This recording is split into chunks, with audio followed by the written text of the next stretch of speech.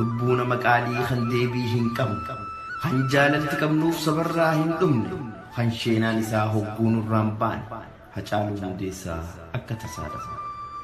Wallisaatiin xalaa falmaa mirga namaa sabboonaa hayyuu goota uumamaa kan biyyaa kan sabaa kan beeku namooma saba kee qofaanii kan gaddi hundu.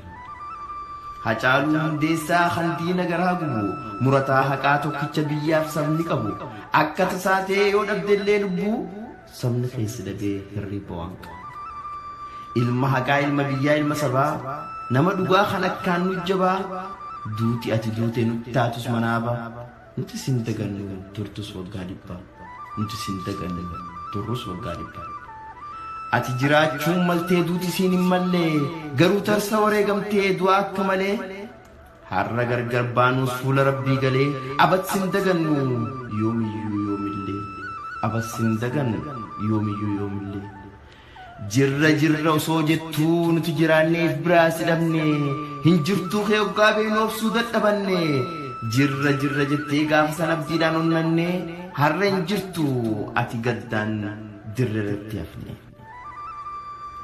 Dhaamsa isaa dhageenye takkaa osoo hin quufin maalin jiraaf jirraa malee eessa jirtaa osoo hin dhagayin karan nurraa haftee haceekoo osoo waadaan guutin maal goona reessi dhabne tasa onti osoo na eegine maal goona reessi dhabne tasa osoo na eegine. Nama dhugaaf gayyuu dhaabbatu nama saba isaaf lubbuu isaa laatu nama walqixxummaaf hundaa'uu simatu nama waan qabuun rakkataa yaadatu ilma biyyaaf biyyoo isaatiif hadootu tokkicha lammii biyyaaf dura barootu tokkummaa malee kan hin beekne qoodu kan gadda saba isaa dursee ifiif gaddu. Ati goota yoomuu goota gita hin qabne haqa keetiif duutee ciiftee hin boqanne dhugaaf wareegamtee saba kee hin ganne dhiigni kee dhangala'ee abannu mana hafne dhiigni kee dhangala'ee abannu mana hafne.